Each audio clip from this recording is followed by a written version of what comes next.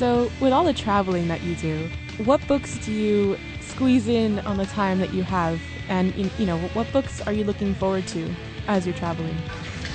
Well, I've been reading Integral Life Practice by Ken Wilber and a few of his associates. I'm really interested in the integral theory that he's come up with, and been working out through the Integral University and things like that. And he's an old friend, and I think he's the greatest philosopher alive. And so a lot of my artworks resonate strongly with Ken Wilber's thinking.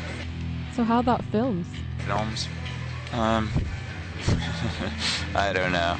I always love things by Charlie Kaufman, and I think that the visionary and surreal filmmaking is really... Darren Aronofsky is a friend, and Jan Kunin is one of my favorite filmmakers. So these are visionary filmmakers.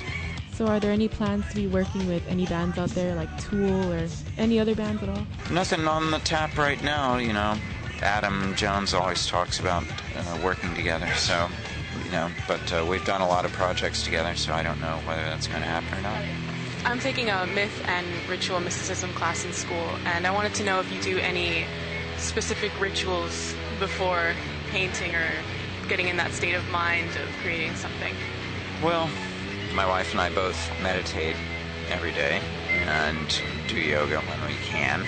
It's unfortunately not every day, but there's something that a Lama friend of ours said was that you basically have to set your intention if you're going to consider something a meditation, and then after you complete it, you dedicate the merit to the benefit or the liberation of all beings.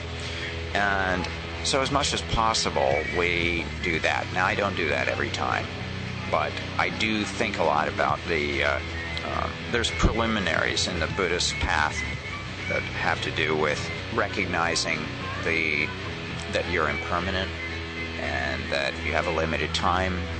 You're very fortunate to have been born into a physical body. And so all of those things I try to remember and, let that empower the actions, the activities. And whatever activities I'm always saying are dedicated to serve God, in the highest good for the highest number, Whether that always succeeds or not, that's the intention. Intention's really to plant seeds of liberation in the mind stream of viewers. That's the sort of, I think, one of the highest intentions for artwork. So, of all the artists, either living or dead, have you ever drawn inspiration from their work, or do you believe that to each his own? Have you been inspired by someone else's work or thought process or creative energy? Sure, of course. I'm a pretty indiscriminate art lover. I love the things that are going on here tonight. There's a lot of different artists that I love.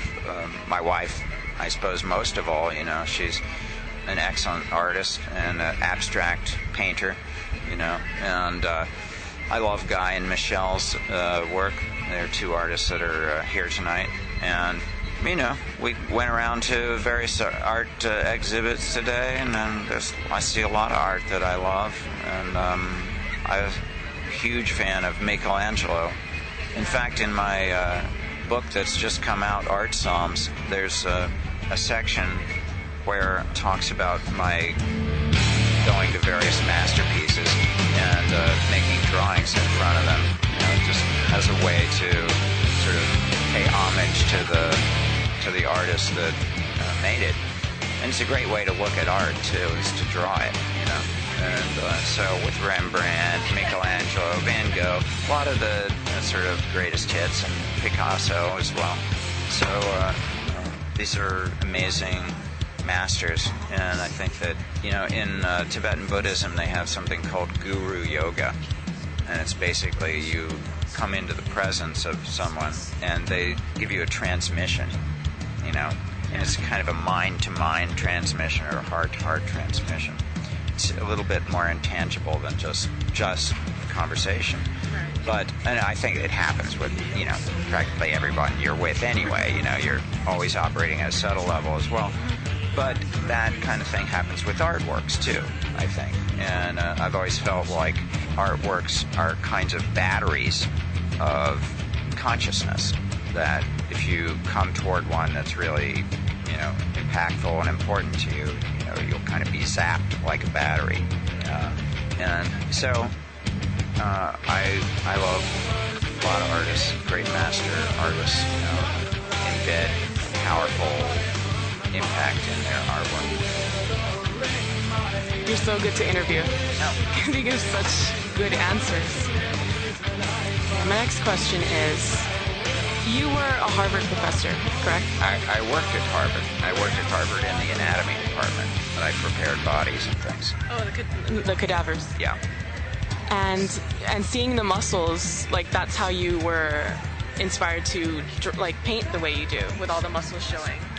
Well, I wanted to examine the body in great detail so that I could represent it more carefully, and so more convincingly, basically. Just more of a naked, vulnerable interpretation. Mm-hmm. Wow. All right. Thank you so much. Yeah, you're welcome. This is Alex Gray, and let's see, I can't read more. This is Alex Gray, and you're listening to Radiate FM, FIU student radio